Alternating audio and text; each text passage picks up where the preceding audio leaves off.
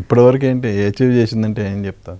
ఇప్పటివరకు భగవంతుడే నాకు వచ్చి ముందు నాకు కొట్టరా అన్నట్టుగా ఆయన కొట్టించుకున్నట్టుగా భావిస్తా సార్. ఇప్పుడు ఆంజనేయ స్వామి కొట్టా. నెక్స్ట్ నాకు చాలా చాలా ఇష్టం నాకు జూనియర్ ఎన్టీఆర్ సార్ కానీ, బన్నీ సార్ కానీ, ప్రభాస్ సార్ కానీ, రామ్ చరణ్ సార్ కానీ, అందరికీ మనం అనుకుంటాం కదా సార్. నాకు నాని సార్ చాలా ఇష్టం. నాని గారు అంటే అసలు చాలా సంవత్సరాల క్రితం నాకు నాని సార్ని కలిసే ఆపర్చునిటీ ఒకటి వచ్చింది సార్. అప్పుడు కూడా నేను లేదు మనం ఒకటి ప్రూవ్ చేసుకుని వెళ్దాం, లేదు అంటే ఇప్పుడు మనం వెళ్ళినా కూడా అప్పటికప్పుడు వాళ్ళు వింటారు కానీ మన మీద ఒక నమ్మకం భరోసా రాదు కదా సార్ ఒక ఆపర్చునిటీ ఇవ్వాలంటే. సో ఒకటి ప్రూవ్ చేసుకుని వెళ్దామని వెయిట్ చేశాను. ఇప్పుడు మన సక్సెస్ వచ్చిన తర్వాత I'm trying to contact Nani sir అనమాట. ఇప్పుడు అంటే జనరల్గా మ్యూజిక్ డైరెక్టర్స్ ఎలా ఉంటుందంటే, ఒక హీరోకి సినిమా మనం ఒకవేళ ఆ హీరో సినిమా మనకు వస్తే ఆయన ఎలివేట్ చేయాలంటే ఇలాంటి ట్యూన్స్ ఉండాలి అని ఒక ఇన్నర్గా ఉంటుంది వాళ్ళకి.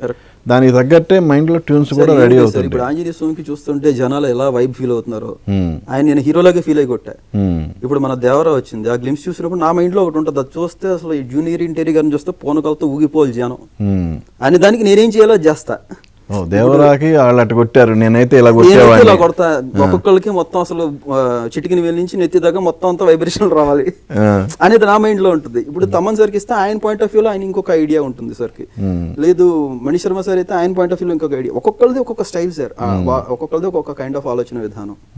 సో నీకైతే ఆల్రెడీ ఫిక్స్డ్ మైండ్ లో వీళ్ళకైతే ఇలా చేయాలి ఇలా చేయాలని గట్టిగా ఉంటుంది సార్, అందరికీ ఉంటుంది అది. అలా ట్యూన్స్ ఏమైనా ఉన్నాయా అంటున్నారు. అసలు ఆంజనేయ స్వామికి చేస్తాను అని నేను ఎప్పుడూ అనుకోలేదు. వచ్చింది స్వామి చేయించుకున్నారు, అనుకుంటున్న వ్యక్తుల గురించి ఇంకెంత గట్టిగా కొడతాం అవకాశం వస్తే. సో ఎనీవే ఇప్పుడు యాక్చువల్గా ఇండస్ట్రీ వదిలి వెళ్ళిపోదాం అనుకున్నావు ఒక టైంలో. Correct sir, correct. సో దేవుడు ఆపాడు, ఆంజనేయ స్వామి తన దగ్గర రప్పించుకున్నాడు. భగవంతుడి రూపంలోనే నాకు బన్నీ సార్ నుంచి ఆ కాల్ రావటం, లేదంటే కనుక నార్మల్గా ఎవరో ఒకరు చెప్పచ్చు, లేదు నువ్వు ఉండు ఇక్కడ, నువ్వు నిలబడాలి ఇలా చేయాలని చెప్తే నీకేం తెలుసు నీ పడే కష్టం అని మనకు లోపల ఉంటుంది. కానీ అది చెప్పే వ్యక్తి బట్టి కూడా మన ఆలోచన విధానం మొత్తం మారిపోతుంది సార్. నాకు ఆ రోజు నాకు ఇష్టమైన హీరో బన్నీ సార్ చెప్పడం వల్ల ఏమైపోయింది, అసలు ఆల్టుగెదర్ అసలు నాకు బ్రెయిన్ వాష్ చేసినట్టు అయిపోయింది. ఏంటి అల్లు అర్జున్ సార్ అని మాట్లాడేది నాతో అన్న ఒకలాంటి పర్స్పెక్టివ్. బయటకు రాగానే మళ్ళీ మా అమ్మగారు కొంచెం రావట్లేదమ్మా ఇక్కడ, దాని ముందు రోజే వచ్చేస్తున్నాను అక్కడ బిజినెస్ పెట్టుకుంటాను ఇంకేం వద్దులే అన్నా నేను. ఇమ్మీడియట్లీ ఇలా రావట్లేదు ఇక్కడే ఉంటానులే.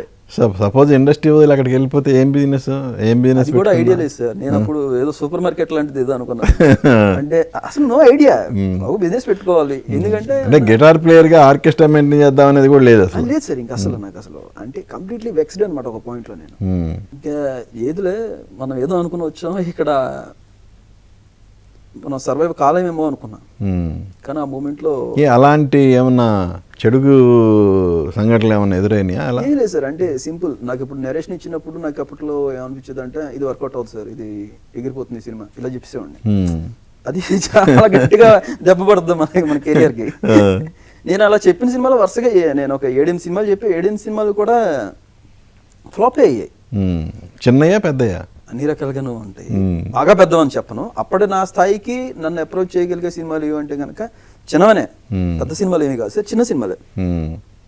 గట్టిగా చెప్పాలంటే ఒక 10 కోట్ల వరకు ఉంటాయి దాని బడ్జెట్లో, ఒక 4-5 కోట్ల నుంచి 10 కోట్ల మధ్యలో ఉండే సినిమాలు. అప్పుడు ఎందుకు అసలు వర్క్ లేని టైంలో నువ్వు అలా చెప్పి ఎందుకు దూరం చేసుకోవాలి? అది తెలియదు సార్. ఇప్పుడు నేను అప్పట్లో ఫైర్ అలా ఉండదంటే ఐఎండిబిలో మనం చూస్తే అసలు ఐఎండిబి అనేది ఒకళ్ళు మనమే మెయింటైన్ చేసుకోవచ్చు అని ఈ రోజుల్లో తెలుస్తుంది సార్. ఇప్పుడు నాకు తెలియదు, ఐఎండిబిలో మనం చూస్తే ఇలా ఉండాలి లిస్ట్ అనుకునేవాడిని. సో ఇప్పుడైతే స్థితప్రజ్ఞత అనేది వచ్చింది నీలో. అన్నీ నేర్పుతుంది సార్, అన్నీ నేర్పుతుంది. మనం ఏ ఫీల్డ్ ఎంచుకుంటే ఆ ఫీల్డ్ మనకి జీవితానికి సరిపడా పాఠాలు నేర్పుతూనే ఉంటుంది. పాఠాలనే బాగానే నేర్చుకున్నావు అయితే.